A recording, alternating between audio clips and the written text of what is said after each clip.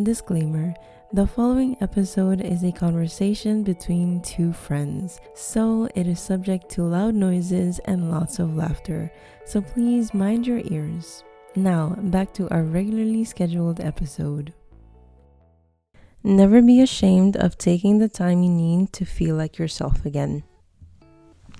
Hi, hello, and welcome back to another episode of the Misadventures of the Mind podcast, hosted by me, your favorite Aruban clinical child and adolescent psychologist, alias Kalik Nadal. And honestly, today is going to be a great episode. Like, I'm manifesting it, I'm calling it into existence. We're saying it as it is because that is what we do. I'm not going to give too much away yet because this is we need to keep we need to stick to our regularly scheduled programming. So you know what this is. For the new listeners, if I have any, welcome to the community. Welcome to the podcast that talks about life, talks about growing up, talks about mental health and everything in between. To my fellow loyal listeners, hey, what's up? Did y'all drink your water? Are you hydrated? Did you have your snack? Anyhow, there's a lot I'm going to discuss today, so I don't want to take up too much of this intro. Like I said, it's going to be a good one.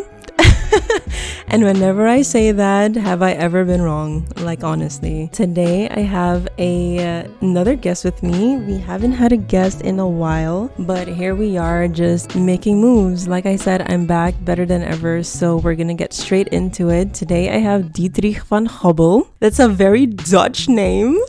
However, he is Suriname born, living on Aruba for, you know what? I'm gonna hush my mouth and we're going to let Dietrich introduce himself. Dietrich, tell the people where you're born, how long you've been there, why did you move, and tell them about your deep, dark secrets. No, I'm joking. But no, tell the people like who you are and yeah, just a little bit about yourself. What up, though? Yup, I brought my shovels today. Sometimes gotta dig deep. So let's go. Alright, hello everyone. My name is Dietrich van Gobbel. Indeed, very typical, I would say, European name, because a lot of times people, when they ask me like for my name, especially my surname, it's like Dietrich. It's like, are you German? I'm like, nah. How did you get a German name? I'm like, well, my mom fell in love with a boy, and for context, it was a student. It was a little boy. She's a teacher, and he was a very kind little boy. And here I am, 27, almost 28 years later, walking on this planet. So yeah, that's how I got my surname. And Van Gobbel indeed is Dutch, I guess. I've never really dug that much deep into my name. But I was born in Suriname. My parents moved to Aruba in the year 2000, so then I was 3. So practically my entire life I grew up in Aruba. Yeah, that's how we also know each other. We went to the same high school. Which is so funny because we were never friends. Me and you live 10 minutes from each other because you live near Johnson, toch? No. Your mom? No. Are you sure? Yeah, I used to live close to AB Bay. Oh, well, Johnson and then yeah, for sure. That. You see? No, but Johnson is not that. Okay. It's been like 8 years now since I've gone back home. That's crazy. More of that though. Yeah. I'll tell you why. There's a lot of reasons why. Okay. Yeah. But we'll get to that. First, introduction. Yeah, I'm 27. I'm turning 28 in March. I'm a photographer, visual artist. I technically bounce between the two. Although I still love photography, and I graduated at the University of the Arts last year with major of photography. But I like to dabble with anything visually: film, graphic design, painting. And I think that's also the cool thing about when I studied, or at least when I did my 4 years of photography, we technically never only focused on photography. Okay, but that's cool. The camera was just a medium to tell a story. And when I graduated last year, I didn't graduate with a traditional way where you saw photos on the wall. I graduated with projecting archives on curtains. That's so cool. Yeah, I made like a whole visual installation of what could represent a room, and that's where I projected my own archive videos of when I was a kid growing up on those curtains. Wow. I'm always like dabbling, in anything visually. A true artist. Yeah, sometimes I still stick to the medium, the camera, because that's just the medium that I know the most at heart. The other ones are just like expressions. I wouldn't call myself, for example, example, a graphic designer, because I just kind of go based off of feeling, but maybe not based off of like what is supposed to go together within graphic design rules. Right. And so you're not really holding yourself to the theory. No. It's more like it's just more you like the concept of it, and you use little ideas and I guess different exactly. Yeah. If it works, that's the thing. What I learned a lot, especially in the last 4 years, especially at my academy, that if it works to tell a story, if that medium works to tell a story, then that's the medium that you're going to use.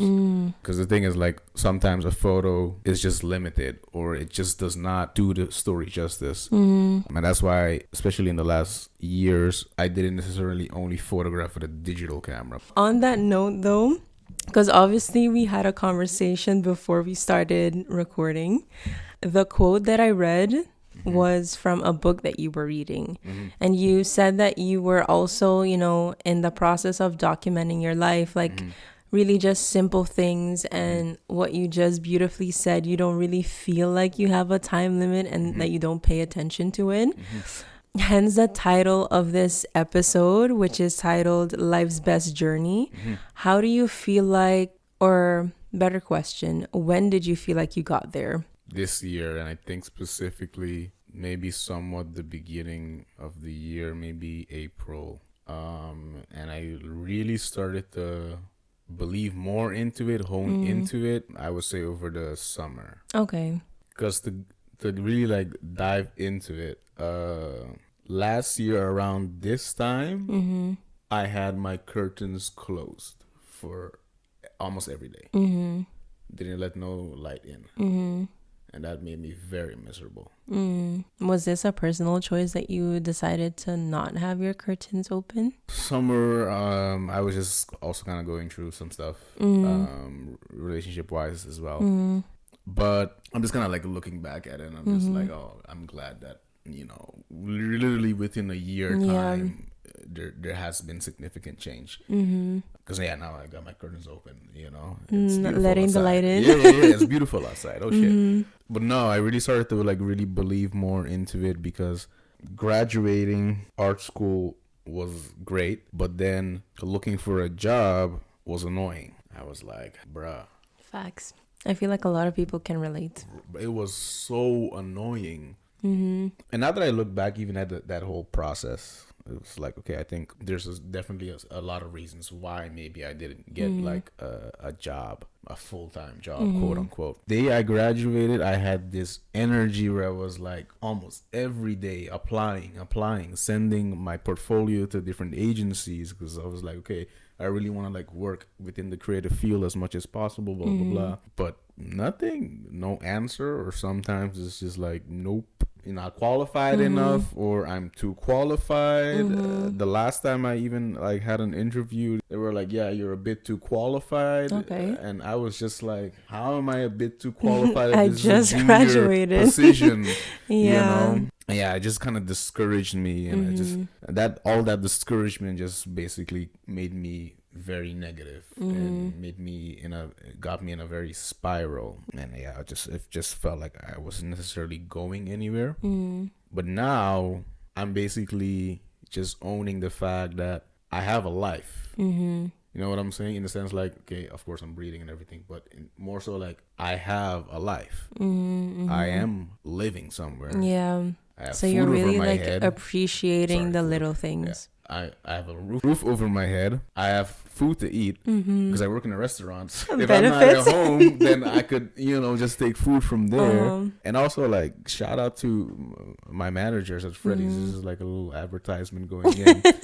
Shout out to them. But I just wanted to like give a little shout out to them because, like, yeah, we've been like friends for so long, and I've just been shooting content for them since the beginning. Yeah, and I kind of like told them about my situation, that it's hard finding a full-time job. And we're like, hey, just come work for us until you get something. And I was like, I bet. So I work over there. Yeah, just all of those things, like you said, like I just been appreciate the little things. And then I also gonna like hit me where I was like, I do remember growing up saying I don't want to work for a boss, blah blah blah blah. And then I'm just like, you know, maybe this is God just saying like, hey, you say you didn't want to have a boss, so yeah, like I gave you this talent and right. you are a freelancer tech. Why aren't you not doing anything with that? And I'm like, you know what? We be playing in God face every single day. You know what I'm saying? It's just like, you know what? Then I just gotta like also like really dedicate time into that. So I made myself a promise that in 2025 I'm really gonna do more with my photography and just art in general. Amazing. But the thing is, especially making a name for yourself, it's gonna take some time. I also realized that photography is not hard part. The branding, marketing, photography is literally like 10% of what I need to do right now, but 90% is literally putting my face out there every time, making connections, making network. And then if that's like established, that I don't have to go through all of these like events and socialize for I don't know an hour, then I could like focus really more. I feel like that's also like the testament and kind of life story of every single artist, because let's say this podcast, for example, like maybe some people know it and other people don't, so like half of the time it's just me marketing. And for sure. You know, with photography as well, especially if you're an up and coming artist or, you know, photographer, whatever have you, just being a starter is always like the most difficult and the most discouraging. And you talk about branding and, you know, really making a name for yourself. Like if someone were to ask you to describe yourself in a number of words or like phrases, how would you want to be represented and also described? On my Instagram, in my bio, I have this quote: my ability is to learn. So I feel like one of my talents, one of the top things about me is that I am a learner. If it interests me, at least I will learn about it and I'll figure it out. A listening ear is the second thing. I like to listen to what's being said and what's not being said. Okay, interesting. Say more on that. Because you're communicating something, but your body language, your energy is also communicating something else. You ever thought about doing psychology? I have. I don't like being too much around people, but everything that I'm doing right now is working with people.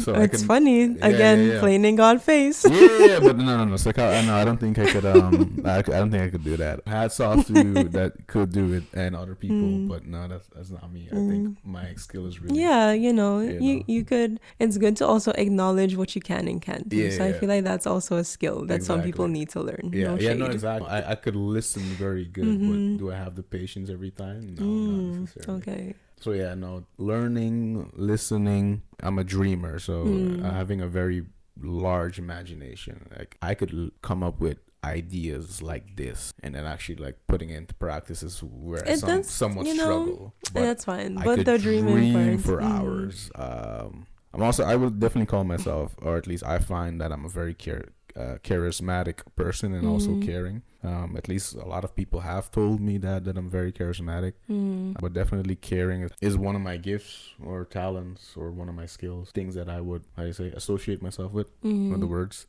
But I guess those 4 or 5 words, me within a nutshell. And I know there's more on the surface. You would have to get to know me. A quiet kid in the room that happens to be a social introvert, if you get to know him. Okay, so we got to know you a little bit better.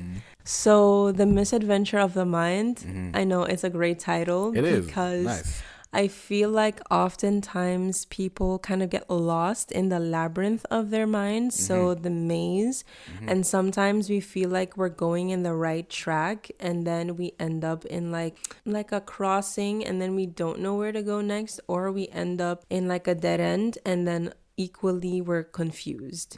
So with The Misadventure of the Mind, I try to normalize not knowing where to go next. So in every episode I have a misadventure of the mind, and in this episode, because we're talking about your journey, talking about your life on Aruba, post Aruba, and currently, So you've mentioned already that, after graduating, it was just really annoying trying to find a job. So I thought it would be fitting to have the misadventure of the mind of this episode to be one that convinces you that your life only has one journey. If you're the type of person to also notice or feel like, gosh, my life is a little bit chaotic, or it has like so many like bumps, obstacles, etc., you might feel like, the journey in your life is kind of either stale or too rocky.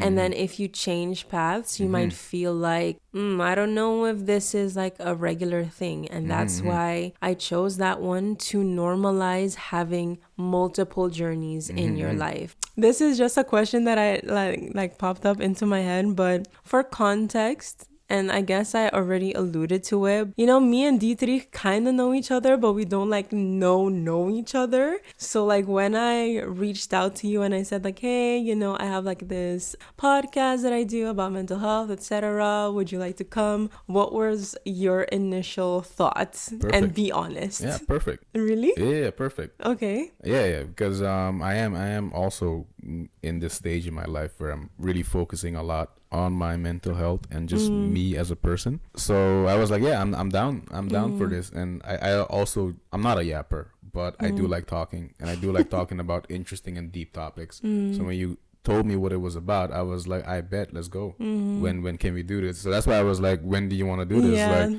I'll make time. I love people who are time. excited. I'll make time because I have time on my hands. Yeah. So it's like, just let me know, and then we're gonna get right into it. And no problem.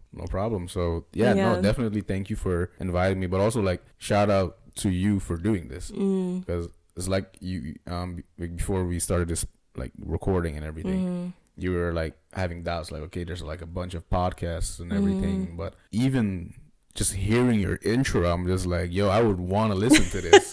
And I'm not someone that likes to listen to podcasts on a regular, but I'm just like, yeah, I could see myself listening to this here and there. So no, you know, like you said, I'm gonna just do it, and I'm gonna see where it takes me. But I also believe like this is a calling. Yeah. You do have a gift, and I'm seeing it right now beforehand. Take your time. Your time. Yeah, I have a lot of words in my head. Yeah. So. For context, it's also past like working hours, so people brain is asleep. Yeah. No, but I'm seeing it like literally right in front of me right now, that you're just, you are supposed to do this, and thanks. I really appreciate that. Yeah, absolutely. Yeah. And especially for people that come from Aruba, Bonaire, Curacao, or just the Caribbean, I feel like a lot of times we probably don't talk a lot about mental health, or growing up in a different country and how that feels, or just growing up within a Caribbean community. Which is completely different and everything. And that's what I've been occupying my mind with a lot lately. So I was like, oh, perfect moment, kind of talk about it. Yeah, no, good. Let's go. Amazing. Yeah. I love it. I did get nervous a bit though when you sent me the questions. Okay. Oh, okay. Yeah. Why? For context, my next project that I want to do is to direct a film. I've always wanted to direct a movie. So I've been challenging myself on learning how to write scripts. So for almost a month now, I've been like going to different master classes, talking with different experts, and in the night just working until 2 a.m. sometimes, writing ideas down on Word and actually creating scenarios. And then like last week I wrote a scenario down. I've just been kind of like creating different scenarios, and it's not in a chronological order, but just to get them out of my head. And then last week I kind of like wrote down a scenario where like the main character is going back home, and I'm just like, I know the movie is basically just about my life, and that kind of got very deep. And then since that, I didn't write anything anymore. So you feel like you kind of triggered yourself in a way. Yeah, I definitely triggered myself in a way. And then I got your questions. Up until this point, I didn't write anything down.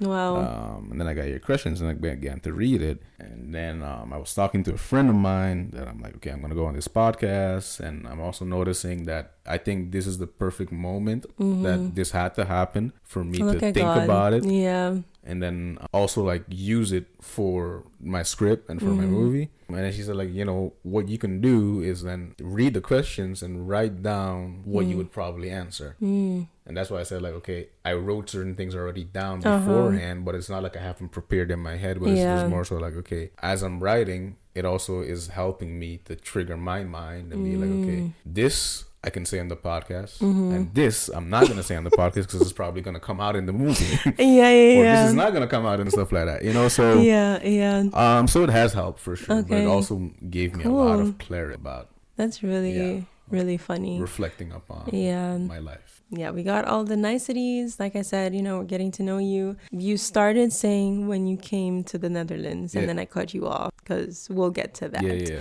And we have arrived at that point. We've arrived. All right, landed. So my question is, when did you come to the Netherlands, and also why did you come to the Netherlands? I came in 2016. I arrived, I think, the August 1st, 2016. At that time, I wanted to become a history teacher. Plot twist, you need to love reading. And I am not a reader. And I remember one of my favorite teachers, shout out to Kenny Mayers, he told me that. And I was like, I'd find no problem. And you said, it'll be no problem. Yeah, exactly. See, like, kom goed, literally. I came and it was like, I got these big ass books and we started talking about the Greeks and the Romans. I knew they existed, but I never got that type of history back in Aruba, you know. Right. So then I'm getting it for the first time and I'm like, bruh. And then I'm like doing homework, one question. I had to like read 10 pages just to find an answer, and that killed me. But my best grade within the course was drama, because we got drama classes just in history. More so not drama in history, but to become a history teacher, to learn how to present yourself. That's interesting. Okay. So drama was my best subject. That's funny. I can be a dramatic person if I have to be. I also did little internships during the 7 months that I was studying to become a history teacher. How long did you do this course for? 7 did you months. go the 7 months? Yeah, just the 7 months. Oh, okay. Yeah. Wait, so I thought the internship was 7 months. The course is 4 years, and I did it for 7 months. But within the first year, you had to already do small internships. It wasn't an official internship, but you went to different schools. Yeah. And then we didn't give sniffle stage. Yeah, but we didn't give like history classes, but you like go to observe and maybe help out a bit. And then teachers examined us all, and then they said like he's capable of standing in front of the class and he's good with the kids. So I could be a teacher, but just not for history. Just not for history. So that was it. That was my first year. And then I took a gap year, which was pretty fun. No, not pretty. It was very fun. I really enjoyed it. But also like really. What did you do? I traveled a lot. I went also back to Aruba, I think for a month. Okay. Can't really remember now. Or was it 3 weeks or 2 weeks? I just traveled throughout Europe, see different places. That was very nice. To come back to your question as well, like why I did come to the Netherlands, because I was tired of living in Aruba. Okay. At the time when I graduated in 2014, I was not ready to come to the Netherlands. Okay. So I was like, okay, what can I do then within this year? And then I counted up my points, and apparently I had enough points to come to VRO, and I was like, I bet. And it was fun. It was really fun seeing all of y'all, getting to know y'all. But did I really want to be a student? No, absolutely not. I was like, bruh, I had the lowest of wisconsin. Even the teacher was like, I don't even know what you did. I'm like, neither did I. Yeah. Peace out, because I already got a diploma. You can't tell me shit. That's true. Yeah. That's true. Like I said, I was just tired of living in Aruba, and that's really what has been on my mind a lot. What I've been reflecting on a lot. Where it's just like, I think the reason why I'm so happy to be here is because I finally got to be a person. Would you like to? Yeah. Okay. So we're getting deep. Cue shovel. it's such a small community and everyone knows each other. And like you said, you knew who my mom was without even getting to know my mom. Yeah, like I have literally no idea. I've never spoken to her. But everyone knows her, right? That's true. But the thing is, it's because it's so small. Like I know her via. Yeah. Let me tell you this story. So the last week that I was on the island, I got into a car accident. It wasn't my fault, but I got into a car accident. And I'm at home afterwards. Like, nothing happened, by the way. It wasn't severe. Okay. So it wasn't like a serious thing. No, I just got a small. Like I said, it wasn't my fault. Yeah. I haven't spoken to this in a long time. But when we were on the island, we haven't spoken in a long ass time. And then I get a message from her. She's like, "Are you okay?" I'm like, huh? She's like, "You got in a car accident, right?" I'm like, God. What? How do you know? She's like, my cousin saw. I'm like, who is your cousin? Listen, we have a lot of cousins. That's just so crazy. I'm just like, bro, I can't live. I can't live here. I was just tired of being under someone's shadow or living in someone's shadow, which is my mom. And no shade to my mom or anything, but it's just more like, so like everybody knows her. Everyone knows her and everyone associated me with her son. It's just like, I have a name. I'm not just the son of a teacher or the son of a pastor, because that's what she also is. So there was like so many expectations of like just around being someone's son, but it's just like there's more to the surface, you know. And also just like the mindset, man, at the time I also was going through a breakup, so I was just ready to leave. Just ready to leave and start my own life. And now I'm at this point where I'm like, and where this duality, where it's just like coming home to myself but also going back home. More of that. Tell me more. What did you figure out? I love things like this, by the way. So like, I'm locked. Because, and I thought about this, especially the last months, especially since I'm now single again. I'm really like embracing the fact that I'm allowed to be here. And for disclaimer, I don't have any suicidal thoughts.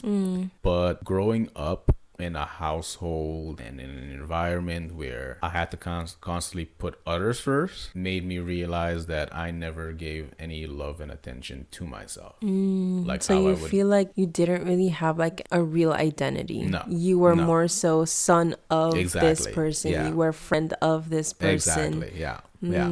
And when I came to the Netherlands, I was a nobody. And that was great because now I could become somebody. Do you also feel like you kind of struggled with finding out who you were as a person? No, I wouldn't say struggle, but it was interesting because nobody knows me, so I could do whatever I want in any good or negative way. Yeah. So I definitely experimented with my fair share of things here. But yeah, no, I had just the freedom to just be me. And in my photography course, that definitely also helped me to really get to know me better. Not only on the mental health note, but also on identity, in a sense like, okay, I'm a Surinamese guy, but I grew up in Aruba, so who am I really? And now I live in Rotterdam in the Netherlands. All those questions, and then me going back to my roots, tracing my roots back again. That's why I have this tattoo over here. What does it mean? It's a West African symbol called Sankofa, and that's literally basically translating to going back and find it.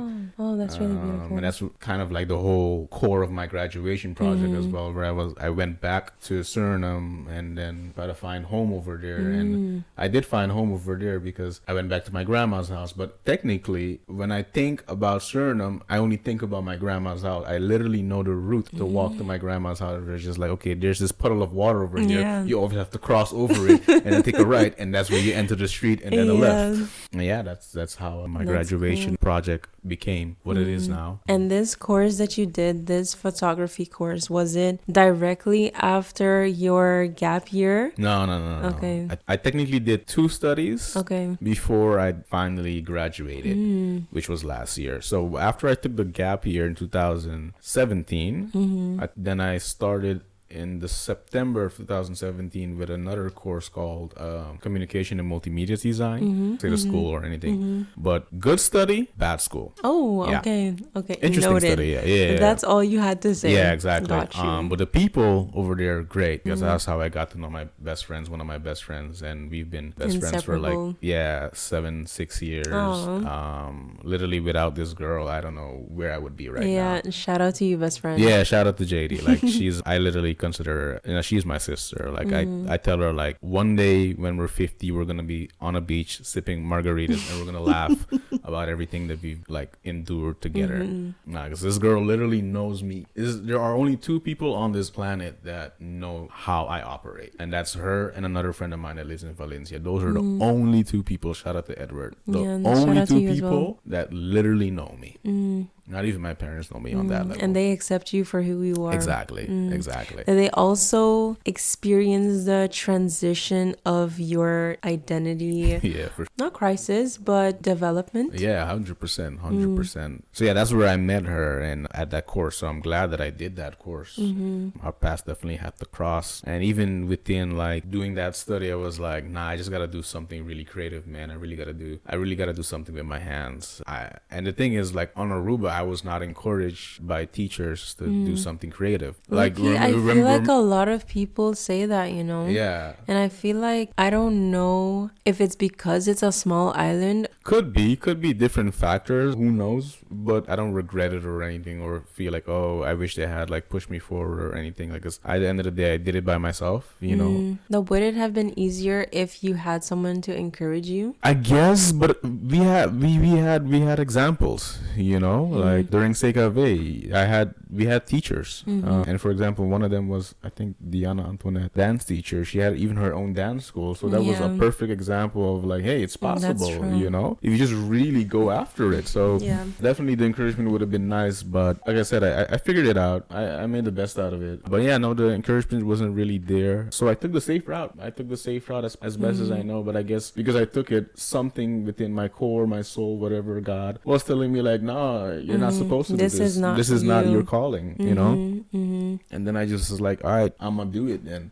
Took the leap. But on it, like, how did you get there? What was the thing that encouraged you to take the leap? When I started the second year, I did communication and multimedia design for 2 years. So when I got into my second year, that's when I knew that I didn't want to do this anymore, because the first week of September, I only watched Shrek every day on Netflix. Number 1 or number 2? All of them. Okay, love that. Yeah, so I was not doing homework. We had homework already, but I was not doing anything. That was for me a sign where like, I don't want to do this, man. I just did it. I did it also for 7 months again. And then I spoke to my mentor and was like, hey, I think I just want to stop and do something else. And he's like, what? I'm saying like, I'm just going to say it, photography. I want to do something creative. And then he helped me out. And then he looked up all the photography schools that there were.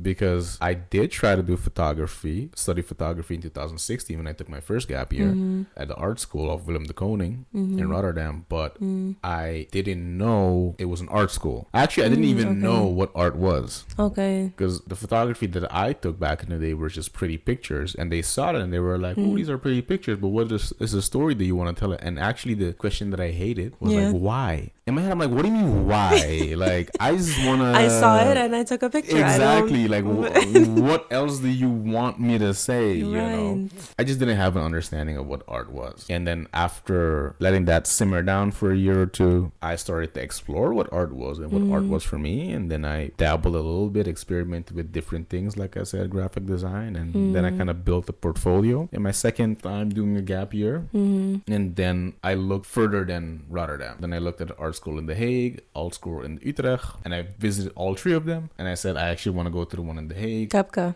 Yeah, KBK. But then I noticed that the one in The Hague was not, in a sense, it didn't fit with me, the way of working and thinking. But then the one in Utrecht did. And that was my last choice. And turned out to be my best choice because I stuck there for 4 years. So I always say to everyone that wants to go to an art school, look at it as a 4-year relationship. You have to really find your match. Because if not, you're not going to make it. I feel like there's like this unspoken pressure that we need to finish and graduate in a certain amount of time. And people don't realize, like, when you leave home and you start studying, sometimes the study that you thought you wanted to do, the thing that you actually had a passion for, isn't the thing that you have a passion for. So, you know, some people luck out and they get something that they really enjoy and they finish it. And then others, like you beautifully said again, it's a relationship. You need to nurture it, but also, most importantly, you need to love it first. first. Exactly. And if you don't love it, it's not going to go anywhere. It's going to be a toxic relationship. Maybe some people need to get off of other people's backs. Yeah, I guess. And realize that, like, if you see someone, or if you're that person, you know, who is thinking about switching a course, that it's okay. It's super you know, okay. Like, you don't have to stick by it just because you said you were going else. to, or somebody told you should. Exactly. You know, you really have the freedom to start over again when you leave your nest. Exactly. That's what I'm saying. I was so happy just to be here, and I definitely felt the pressure the first time because I know I made a lot of jokes about Vireo and that I didn't want to do anything, but even when I failed in Vireo, I really felt like I failed. So I left the island with a sense of failing, that I failed school, that I was dumb. And then I came to the Netherlands, and then I didn't finish a study, so that same feeling just like reciprocated, and I was just like, oh my god, I'm just dumb, I can't do anything, blah blah blah. And I'm just like, oh my god, I'm so dumb, I'm not successful in anything. Now that I think about it, I think that feeling arose when I graduated and I couldn't get a job, because it was just like, bro, I'm not amounting to anything. Yeah, here I am again, you know. And it's just like a perspective shift. But yeah, no, the pressure definitely is there, and I guess also from the island, you're gonna go outside, you know, you're gonna make us proud, and blah, you're gonna blah, come blah. back. You're gonna come back. You're gonna be the first one in the family that did something, blah blah blah. And I'm just like, okay. I'm glad I didn't have that from my parents, because like my parents just supported me 100%. Even that was gonna be my next question. How did they feel about you starting a course, waiting 7 months, taking gap years, start a course, take 7 months, stop? How did they? No, they didn't say much about it. They didn't have like negative feedback, thank God. They just said like, all right, cool, figure it out, do what you gotta do, I guess. And when I told them I'm gonna do photography, like, all right, bet, do what you gotta do. Was it more of like okay, cool, you do what you need to do, or is it also support? I feel like the support was there. It wasn't like, oh, here we go again. No, not like, oh, here we go again, but more so like, you know, it's your life, do what you want with it. Yeah, mostly that. Or was it like, oh, that's interesting, it's good that you're following your actual passion because we knew that you love photography, so let's support you? They didn't say no specific words. But somewhere along the line, if I think about it, I guess maybe my mom and my dad have said that somewhere along the line, but mostly like, okay, figure it out, do what you gotta do. It's your life now. And they raised their son, so they always knew I was a creative person. So it wasn't really like a surprise for them. I never really asked them about that actually, but yeah, I was always just a creative kid. I mean, also like I'm an only child, and to tell you how like my life was back on the island as a kid, I was that kid running around the yard creating a whole world, and then within that world I would be 16 people. So now that I think about it, probably a lot of people have passed by my house and probably wondered, why is this guy talking out? Is he crazy or something? But that's just been me. So you know, and I still do it sometimes, just not out loud. Yeah. But if I'm at home and you know, if you're in your safe space, you're all 16 personalities. Yeah, absolutely. Got you. So they definitely knew that he's creative like that. They saw my work. They know what I do. They know what type of work I make. They're proud of me. Sure, they say that a lot. That's really sweet. Yeah. And like going into, I guess, our next segment where we really talk about like the mental health aspect of it and the different journeys that you have. Like you said, you know, you had a sort of like initial plan, kind of like an idea, a history teacher, that would be fun. Right. And then like along the way you realize that this is not really a good fit for me. Right. I was just curious, before we get into like the mental health aspect of it, I just wanted to say that when you came here, I always expected you to do like an artistic course. So when like, you know, like I said, we didn't really like talk a lot, but you know, like here and there you would see and hear people talking about like, oh, this person did this, didn't graduate, went back to Aruba, blah blah. Gotcha. And then like with you, it was like, oh yeah, we came here the same year, but you didn't graduate yet. That's kind of weird. Yeah. And then after, I think you maybe like posted that you got accepted Yeah. to the art school, and Gotcha. then you finally you're following your passion. Right. And I thought that that was really interesting because to me, that was always like the thing I saw you doing. Like I always thought like, Okay. oh, Dietrich is just gonna do some art thing because he's like, You should have told me sooner. we should have kept in contact. right. Yeah, and I feel like, I say that to say that sometimes people on the outside often see our potential faster Yeah, than we see absolutely. it ourselves. Yeah. And sometimes it's a good thing and sometimes it's a bad thing because, like you mentioned, when you were on Aruba, you didn't say it with those specific words, but it sounded like, one, you were living in someone else's shadow, but also it felt claustrophobic. Like you couldn't really branch out or be yourself. And I think you coming here, you had like enough space to become your full self. And that was only possible because of the different journeys that you had Yeah. in your life. Yeah. So then, going back to the segment Yeah. of like the mental health aspect of it, and you've touched on it here and there, but my specific question is, how has your mental health journey also looked while doing all of these things? My mental health. God. Okay, wait, let's maybe start simple. Okay. Because like you said, we're from the Caribbean, and Right. typically in the Caribbean, mental health as a whole is kind of stigmatized.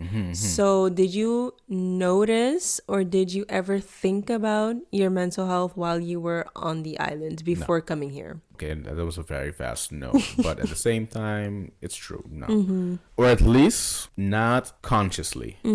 Definitely think I had a lot of deep talks with friends, but the words mental health never occurred or was never in our day-to-day conversation. And I think maybe in the last 5 years, mental health became a topic where people like consciously talk about it. Part of your conversation. Exactly.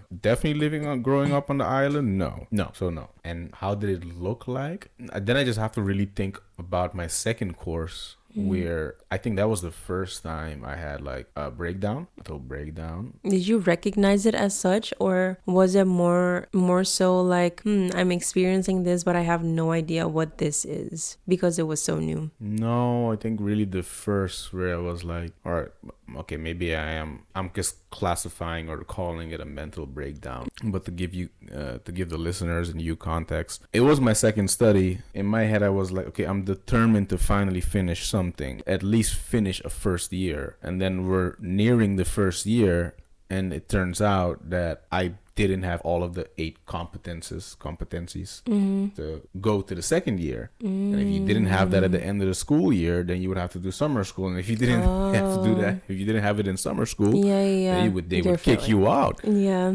So I had to do summer school, and I did not have at least one competency.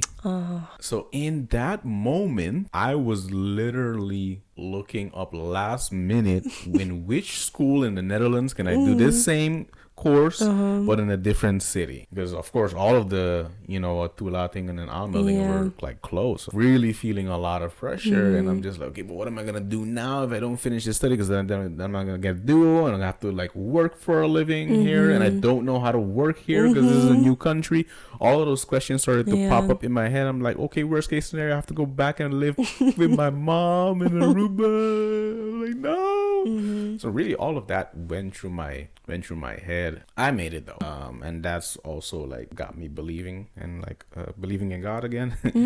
Because I had 0 competencies, and all of a sudden I had my final exam, and I got all 8 competencies. Wow. I was like, this ain't me. You know what I'm saying? Yeah. And that's yeah. But yeah, that's what definitely got me believing again. Wow. And that helped my mental health as well. Or I was like, you can't do everything by yourself, There are forces that are fighting for you. Yeah. No, but it was tough. That was like the first time where I really started to panic. And I remember there was one night I told my friends, I want to party.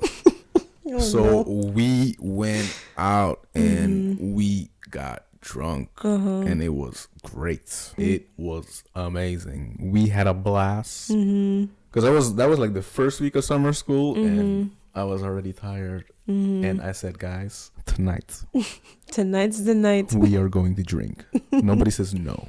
Nobody's pitching out.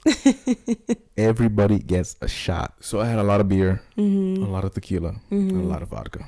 And I had fun. And then I went back to reality. And then I made it. That's good. Yeah. Like that snap back to reality, was that also like an easy transition, or was it also layered with, ooh, I'm gonna fail. I'm feeling like a failure, therefore I should get my act together. That's a good question now that I think about it. I don't think there was any type of feeling. I just needed to have one day where I could live and not think about my problems. Ooh. And then wake up the next morning and be like, okay, Yeah.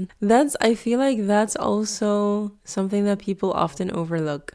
It's the just kind of removing yourself from the environment that is causing you stress. And that's what I kind of live by.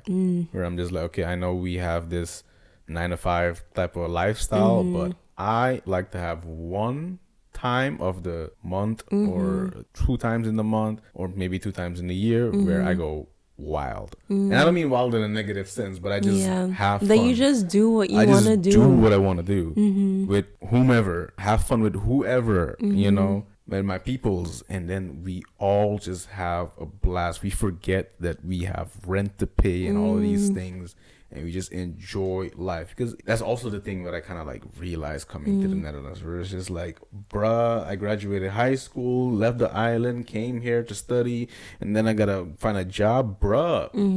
No.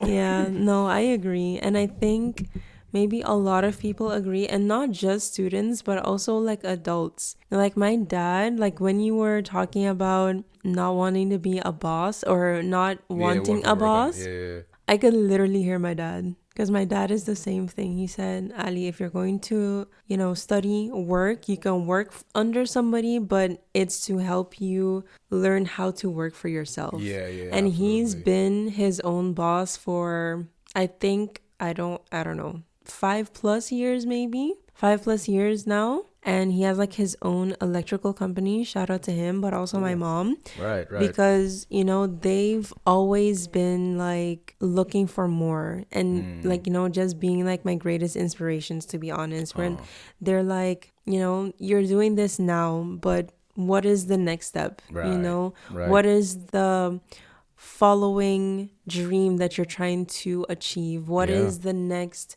project that you want to do? And even if you're just busy with the one project, you don't have to be like a big dreamer. Right. Me and you, I feel like we're one and the same in that, where our dreams are like massive and plentiful, that sometimes people don't really get it. And then that's kind of like where it gets a little bit discouraging. And maybe I'm speaking for both of us, so I'll speak for myself. But I've noticed that like if you have a lot of dreams and you express all of these dreams, not everyone is there to support you or to encourage you. Some people are there to almost dim your light. And I've also come to a point in my life, which sounds so old, but I've learned how to just protect my dreams. And sometimes, you know, it's no disrespect nor shade to someone else if I don't share my dream with you, but it's just like, you know, I'm intentional with everything that I do. So, you know, when you were talking about, you know, not being a planner and just kind of like going with the flow, I'm learning how to do that now. I wouldn't say that I'm a natural at going with the flow, because the way how you feel about planning is how I feel with going with the flow. It's like, what do you mean we don't have a plan? What do you mean we're gonna see? I don't. My eyes aren't working. Fair. I can't see. And that's fair. You know what I'm saying? Like, I have been with planners, and I also have friends who like to plan, and like the gap year. That was literally my best friend in Valencia planning everything, and I just give him money, and I'm like, I cool bet. And he wants to go here. I'm like, I cool bet. You know, and I'm just gonna go with you. Fine. I feel like that's a balance, though. Yes, I'm really that. Like I don't make a fuss about anything. Well, not entirely true. In general, I don't, if you say this, I'm fine. It's cool. No problem. So yeah, it's really finding that balance. And like now I'm trying to like plan certain things. Like I said, I want to like plan to really make sure that in 2025 my photography career excels a bit more, because what I've noticed, especially like within freelance for about a year or two, it's nice, but I don't like doing it every time. I like to have time for myself. Yeah. I know other creatives that just are on the go constantly, and they're like, yeah, I'm doing this, I'm doing that, and I'm like, Good for you. good for you, but for me it doesn't work like that. Yeah. I like to work, but I also like to enjoy and sit down and relax and actually learn how to live. Like I said, take that one time in the year where I just do me. Whatever. Yeah. Ain't nobody gonna call me like, hey, can you? No. Do not. My phone is always on silent. But at that time in the year, it's on do not disturb. Right. So I love that. That's like one of my best friends. He always has Sunday as his day, so like no one like Amen. you know, like he does whatever he wants on that day. So if it's be alone or if it's with his friends, then he does that, and I love that. Yeah, more of that for all of us. It's your life. That's at least what I'm really starting to believe in. Like, it's your life. Live it how you want to. That's why I'm literally a firm believer. You don't have to do anything. Do what you want to do. You'll figure it out. Yeah. Either that's going to be on an easy way or on an uncomfortable way. And that's true. Figured it out somewhat on an uncomfortable way, but I don't regret it. Yeah. I mean, I am where I am right now. And I'm really like loving my life, honestly. Do you also love all of the hardship that you've had to endure? Absolutely not. I'll be honest with you, no. It's like, God, why am I on the list again of tough soldiers? No, hell no. Like, I mean, heaven nah. But like, no. It's definitely like, okay, I had to go through it for whatever reason that I still have to figure out. Do I love it? No. But I gave it a place and or at least made peace with it, and it's fine. How did you do that? And that's like, call back to the question that I asked. How did your mental health or how was it impacted throughout all of your transitions and journeys? Like, for example, like I said, like last year I was in a place where I didn't open my curtains, right? And now I am. I just really started to look at life differently. It wasn't an easy thing. I really had to understand. I really had to train myself to look at the positives. Because, like I said, now I'm working at Freddy's, like maybe 3 to 4 times a week. And on the side, I freelance as a tour guide for a museum and also give workshops to kids. So I'm just doing a lot of things and sometimes photography. All in all, it pays the bills. And that's what I was just like thinking about, where I'm like, okay, let's just pause for a second. I don't have this 48 hours in a week, 9 to 5 security. Okay, true. But am I paying my bills? Yes. All right. So that's something that we don't have to worry about. Then. I am late with my rent, but anyways, can I buy food? Basic need. Yes. I'm also working in a restaurant, so I'm eating. Okay.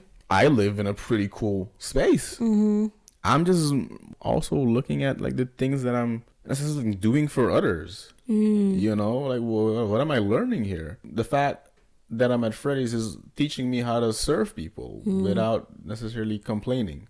That's true. The fact that I give tour guides is that I'm informing people, but also working for a museum, learning about art, and also wanting to change that space and sector, because it's not as diverse as they probably market it. Yeah, they promote it one way, and in reality, it's not what they because say. And I'm gonna go a little bit more into like my other job. When I started working there as a tour guide, I was shocked that they even hired me, because I told them I never saw your collection. I never been to your museum. But here I am 3 years later, and there are very cool things. Still, I don't recognize myself within the art collection or even the organization. Yeah. And then I look at the kids that come, and I'm like, these kids look like me. And I'm like, do they recognize themselves here? And how can we kind of That's like deep. make that shift? So then it's like, okay, maybe I didn't become a history teacher, but I am presenting knowledge and giving knowledge and sharing knowledge in the best way I can possible. And a lot of people compliment me. Yeah. The way I give tours is just like, bro, I understand everything that you said. I'm just like, yeah, that's what I want you to That's take your out skill. of my tour. Yeah, like I'm communicating something to you right now. I'm not gonna use fancy words. I don't know your level. I don't know. You probably don't even know my level. I don't even. I'm not an expert, but I am gonna communicate it as well as possible that you understand it. That a 6-year-old could understand, and a person that's 80 years old. You know, so I'm just doing these things, and that's what I'm saying. I have a life. I have a life. Yeah.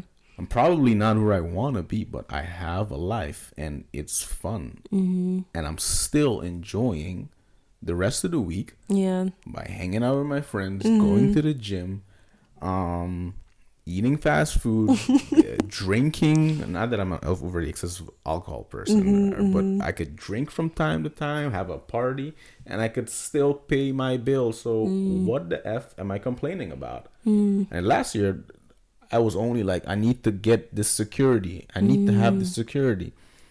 And now I'm just like, no, the security will come. I know that actually, I have the security. What am I saying? I have the security. How do you have it? By the fact that, one, I could pay my bills. You know So what the I'm basic saying? needs. Yeah, I could literally do all of the basic needs while I'm still doing maybe 2 to 3 jobs. Yeah. And that's fine, but I'm not overly exhausted. That's the thing. So I have a question, and it might be really deep. And Okay, go ahead. I feel like you're going to give me the side eye. Okay. Depends. But are you happy with your life? Yes, now I am. Now I am. I'm really more at peace that I have never, that I haven't been in a very long time. That's what I'm realizing right now. Yeah. And that's also because coming back to, the reason why I left and everything, I'm finally allowing myself to be me. That's why I'm so happy with the journey that I'm in right now, because I literally said like 2 months ago, like in Dutch, ik mag er zijn. And that like is like my quote for the year. That's cool. Translator for the people who don't know Dutch though. Literally, you're allowed like, to exist. I'm allowed to exist. Yeah, that sounds so boring though. No, I think it really sounds in Dutch, that for some reason that sounds a little bit beautiful. Sounds maybe poetic it's in because Dutch. you have a different tie to Dutch than me. Okay, fair. But I feel like in English, if I translate it, I guess literally as well, it says like I'm allowed to exist, and I feel like you're right. Yeah. I do like the English one for me personally. Okay. And everyone has like their own thing. Yeah. But I feel like that is really deep because I think some people are afraid of kind of facing the unknown, Right. and facing the almost rejection, especially as a young graduate. You're like, okay, I have my degree. So all of these doors are supposed to open. Exactly. And then none of these doors open. And you're like, sort of entitlement, right? Yikers. Exactly. Super big yikers. Yeah. Absolutely. Yeah. But the thing is, also, like, I looked back at how I wrote all of my letters and how my CV looked like. I somewhat could kind of get why someone wouldn't necessarily hire me. And then also, I looked at a couple of videos of how to write a letter. And I'm like, bro, I did not even write none of those things. And looking back at all my letters, is like, oh, I think I could do it. It's just like, so you're not like, sure. You're not sure. And now I feel way more sure than last year. So I'm just like, no, I'm owning this. I'm owning, this is who I am. Take it or leave it, So I'm definitely way more happier and way more at peace. You also sound like a person who has come to terms with who they are as well. Absolutely. Because I feel like, what we said, growing up on a small island, it's different. Yeah. It's a lot more different than here. And, in my field of work, I get to see that kind of firsthand as well, like the different cultural aspects in terms of mental health. And, like I appreciate, your excitement for talking about these things, because this is not something that we talk about almost at all. And I think, for the listener, or, just in passing, even if you're on the street or whatever, if you notice the vast difference between how people here talk about mental health because they actually have conversations about it versus back home, it's almost alarming. And a lot of people, whenever, especially there's like, okay, trigger warning, whenever there's like a suicide or someone is self-harming, I feel like the whole entire community goes into like panic mode, because they're like, how could this happen? This person looks so happy. Right.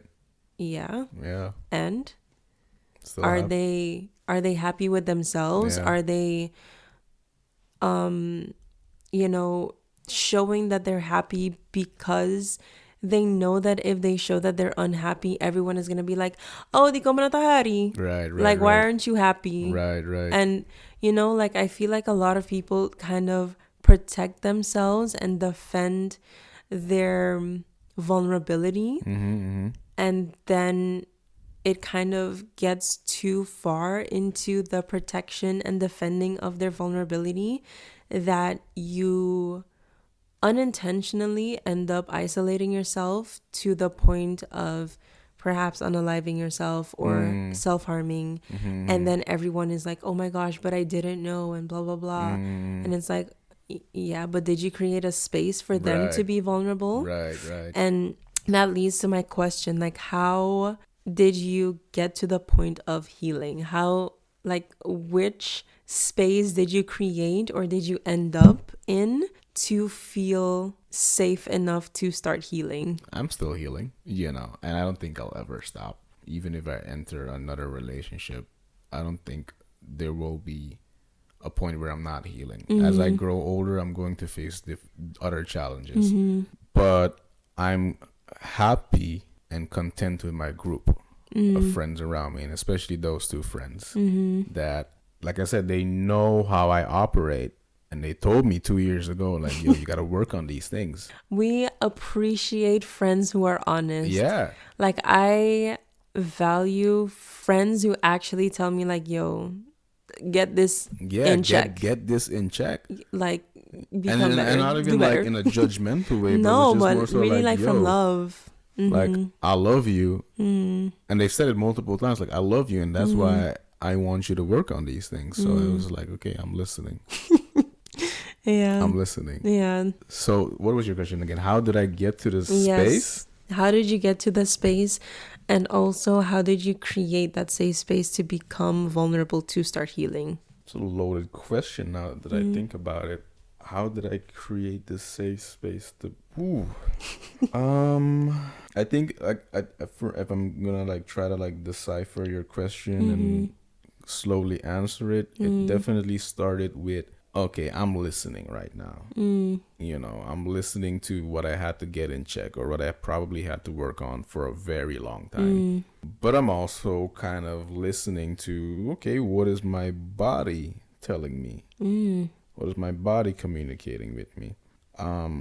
Last year when I went to Suriname, my dad asked me, why is your hand shaking? Okay.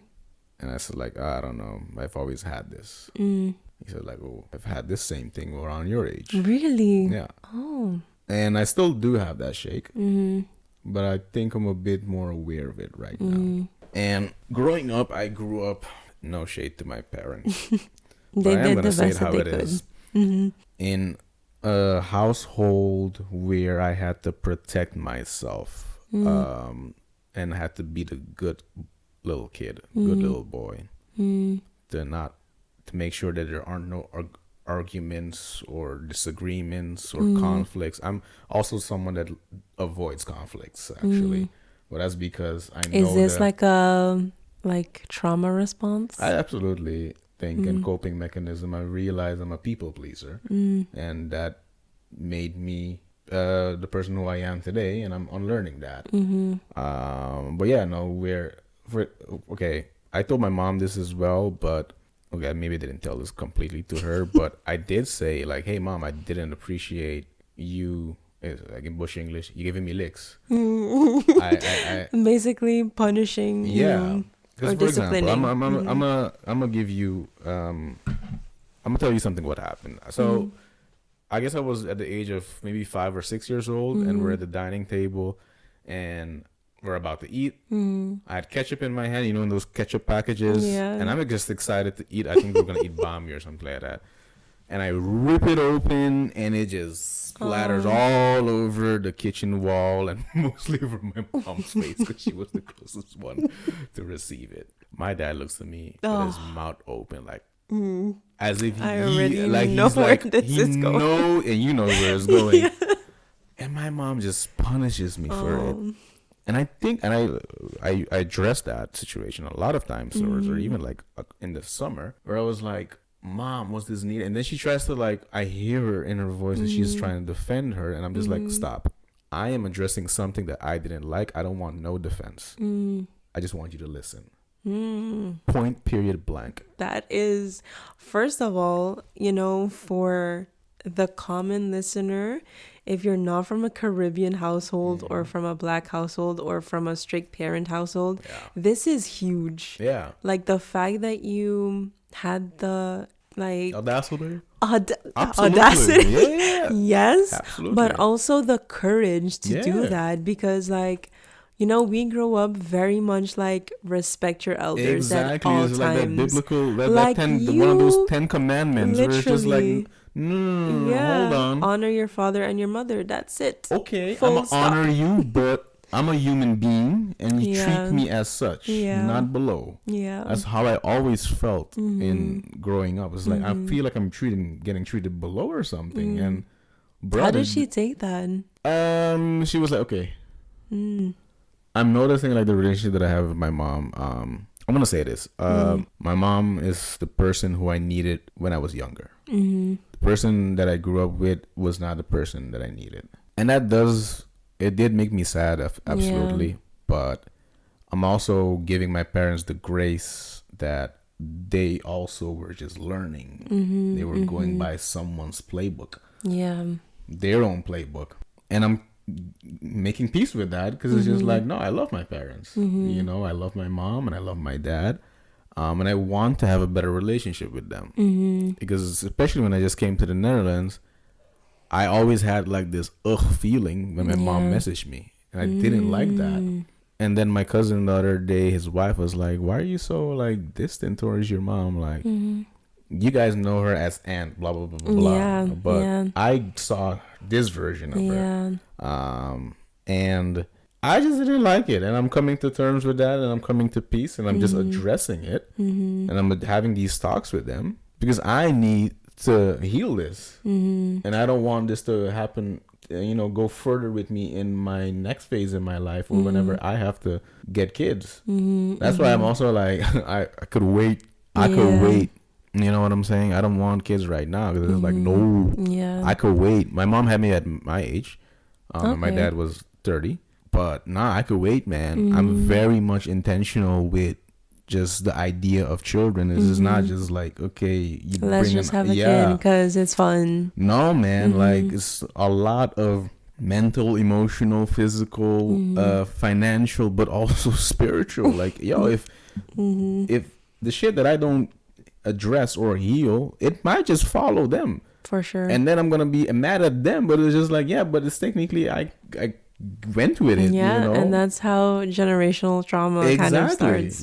So I just addressed it, and she just listened. But then she was like, but you have some kids that are very sensitive, and I guess you're one of them. I'm like, yes, exactly. And now stop. I want to keep on telling you why I didn't appreciate it, and done. You don't have to explain it. You don't have to explain yourself. Because I'm not mad at you, but I'm just addressing that because of this and this and this. This is what I'm dealing with right now. And did she get that? I hope. Okay. We didn't really dive that deeper into it. Okay. And she might hear this right now. She's like, oh my God. But it's no shade to her. But it's just like, no, I'm gonna just say it how it is. And I honestly believe that parts of why I have that shake is because it was always in fear, stress. And I also experienced like difficult not pleasant situations where I almost got attacked by Carlito and Caiaphas Herman. Maybe. That I think he was a druggie. Anyone that lived in Congo West knows Carlito. Yeah. So he almost attacked me one time. Oh my gosh. When I was, I guess, 9 or 13. Mm-hmm. 13. So I've had, bruh, even a guy in a car pulled out his gun when I was just walking one day going to the bus stop. That's crazy. So I've always been on edge. Yeah. You know what I'm saying? Always been on edge and learning how to protect myself, and that creates coping mechanisms like people pleasing, but also lying. That's what I realized. Like lying to yourself as well? Yes. Others. Not necessarily lies to harm anyone, but to keep the peace within myself. So it doesn't become a whole explosion. A whole problem, a drama. Because I guess going back to my mom, would say something, boom. It's, yeah. You know, and I saw those patterns as well, like within partners that I chose. And also things from my dad that I'm also like learned dealing with. You know, so all of these things I'm just like being aware, and I'm writing them down, and I'm like, okay. So, do you have a journal? Yeah. I love that. I've been journaling intensely since June. Oh, I absolutely love that. Like, literally everyone who knows me, including my parents, I be having journals for everyone. Yeah. I'm like, hey, do you journal? No? Okay, bets. Here's your Christmas present. Yeah. I think you have to kind of like love it as well, but I did it mostly out of the necessity that, okay, I'm gonna really like focus on healing right now. I haven't journaled really that much in a while. But you know, the funny thing is, like, yes, you have to love it, but I think people have like this misconception that journaling is like, dear diary, today I feel like trash, and blah, blah, blah. Right. And it's not that. It's not. And it's not I often, whenever I present it to, my parents or even my clients and stuff, I tell them, like, it can be whatever you want it to be, you know? To come back to your question as well, like, how did you create that safe space for yourself? I also, like, acknowledge the fact that I have this inner child in me. And I have to start making things safe for him right now. Because he probably didn't have the time to feel safe. Or energy or attention.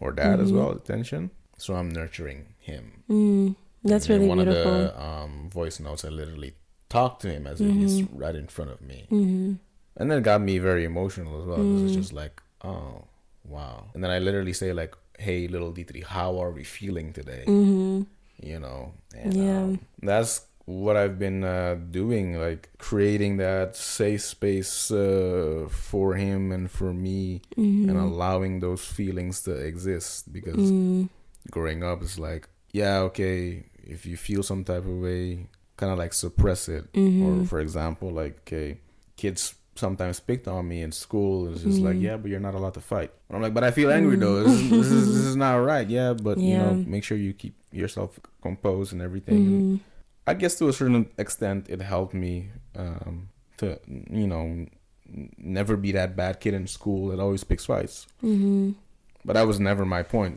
That was not in my nature at all, now that I think about it.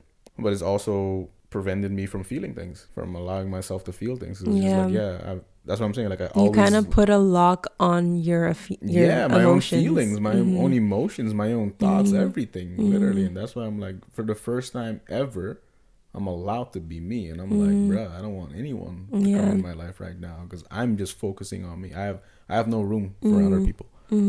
Honestly, you should be selfish. Yeah, honestly. Exactly. And I felt like I learned how to be selfish in some areas of my life, for sure. Don't get me wrong, but this is the first time where I'm being kind of like selfish, especially in a very important area where it's just like my feelings. I'm not gonna dismiss them, because I have felt like it has been dismissed a lot of times. And just me keeping the peace. So it's just like, okay, let's talk about what's bothering you. Listening with them, but inside I'm like, ask me how I'm feeling. And that's true.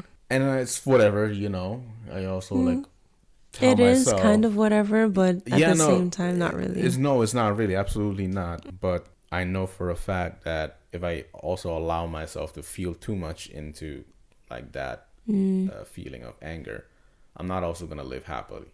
I'm gonna hold so much grudges, and yeah, I don't want to hold grudges. I don't want to walk around this earth where I'm holding a grudge, but then somebody did me wrong 5 years ago, but he or she is walking around freely, singing Kumbaya, just going through. Exactly, and I'm just like, yeah, you right. know, like, no, I don't want to have that. So it's just like, whatever, and asking God help me every day, literally every day, how to forgive someone until That's it's just powerful. like out of the system, or it's just like, oh, okay, it's cool. Love that. Yeah. Comes to my next question, and I think it's going to be my last question for tonight. Okay. How do you think your inner child will feel after, let's say, a year? Where do you see little Dietrich? I hope he's gonna feel good. I think he's already feeling good because now his feelings are allowed to exist. Well, I think he's gonna feel good. I feel good, at least. I think he is also gonna feel good. So I think we're both feeling good. But I hope around, maybe, I hope it's around next year, maybe around this time, or maybe earlier, that the movie will then be out. Because the movie is about this as well, like, coming in tune with your inner child. I'm not going to reveal too much because... Stay tuned. Yeah, stay tuned. And if not next year, then the year before. But I'm definitely working with a certain thank you. The year after, where a certain consistency that I'm like, okay, I want to direct a movie.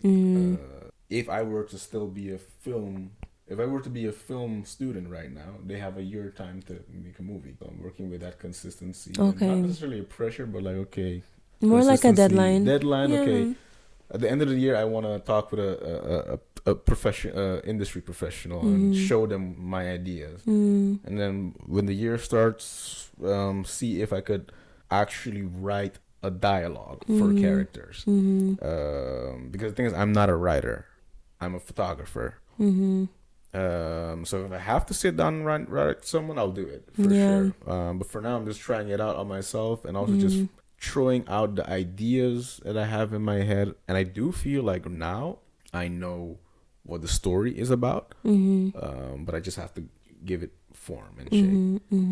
So when the movie comes out, I think the inner child will also finally is seen, heard, and respected. Exactly. So we're working towards that. And regarding future, we'll see. There's that go with the flow mentality. We'll see, because just like how my life is going right now, maybe I'll live in Belgium, or maybe I'll live in London, or I'm definitely not going back to Aruba anytime soon. No. That was gonna be my follow-up question. I mean, like, yes, I am, but not permanently. Not permanently. No. But I am thinking of going next year. A homie of mine is getting married, so I'm excited to be there for him. It's also a good homie of mine. Maybe there's like 3 people that know me. Yeah. He's definitely also a very good friend. That's also exciting because that's going to be my first time back on the island after so long. And I guess when I'm going to walk around there, then I'm also going to probably get triggered by a lot of things that I've suppressed. Have you thought about how you would cope with those things? Not yet. Well, I'll just let it happen. And then we'll see how I'll move forward, But no. And don't get me wrong, that's the thing. Like, when I was reading some of your questions, I just kind of started to notice that I have had conversations with other people as well, that I was linking Aruba so much with my experiences, and that's not necessarily fair for the island. Because when I do think back about peaceful moments in the island, it was me just driving around the car and just sitting at the beach at Cerro Colorado and just like chilling and appreciating the beauty of it, because it really is a beautiful island. And it is a happy island. We really try our best to make everything as beautiful as it is. And and this is coming from like a psychological perspective. I feel like, your healing process, of course, is a process. So there are ebb and flow. There's good days, there are bad days. But I think when you talk about your inner child, I think a healing aspect of it is to go back home and face home. Because your inner child is almost like apprehensive about home because of the fear of maybe experiencing the same bad things. And I think a challenge would then to be who you are now and then face what you've overcome, because it is a journey that you overcame, and it is a process that you went through to heal all of those wounds that you've had. And of course, like, you know, you said it really well, where healing never stops. Right. Because I'm also like a firm believer in growing never stops. So absolutely. You're always growing, you're always learning, you're always developing. And it just takes a certain mindset to want to do those things, to be willing to challenge yourself and your mindset to confront things that are out of your comfort zone. So, you know, the fact that you have a negative association with Aruba is a given based on your own life experience, but it's also a beautiful thing to be able to go back and face that and say like, hey, you know, I might not have had like the best upbringing, or I've had to deal with people basically putting my life in danger when I'm 9 walking on the street. But, you know, I overcame that and I'm back, and, you know, like your tattoo says, you know, going back to the root. And the root of it is also a painful place, but it could also be a very beautiful place. So, Damn. Damn. Yo. And you were like doubting if you should be doing this? I mean, damn. What can I say? I do have a calling. I recognize that. We talked about a lot. We addressed a couple of topics that aren't always easy to talk about, but I commend Dietrich for coming on here and being willing to share his life story, share his experience with us, with you. So shout out to you, my fellow loyal listeners, for making it this far, because God knows this was a long episode. But it was a good one, like I always promise. And as we do in this podcast, we like to end on a positive note to get you through your day, your week, or your weekend. So today I'm gonna actually start with the biblical affirmation, and because you know I never forget my Bible readers out there, shout out to y'all. So I'm gonna ask Dietrich to read the Bible verse today. It can be found in Romans 8:18. Romans 8 verse 18 says, I consider that our present sufferings are not worth comparing with the glory that will be revealed in us. That's a deep one. It's short but sweet. I'm going to share with you the regular affirmation as well, because you know, if you're not a Bible reader, that's okay too. We don't judge around here. So the affirmation that I have for you today is as follows. I affirm that I accept all paths that I travel on because they are all a part of my growth and destiny. So, as I said, shout out to you, fellow loyal listener or new listener. Hey, welcome. I hope that this topic tickled your brain, it interests you, and if it did, you know what to do. Discuss it, talk about it, share it on all things shareable. You can literally listen to this podcast anywhere and everywhere. I'm on all streaming platforms: YouTube, Spotify, Apple Podcast, Audible. YouTube for now is only audio, but stay tuned because the videos are coming out. Like I said, thanks again to my lovely guest Dietrich van Gobbel, very German, non-German person. Identity just traveling everywhere I go. You know, identity crisis is his whole identity. The irony in that. But again, thank you, and I hope to inform you again on another episode. Okay, thanks. Bye. Bye-bye.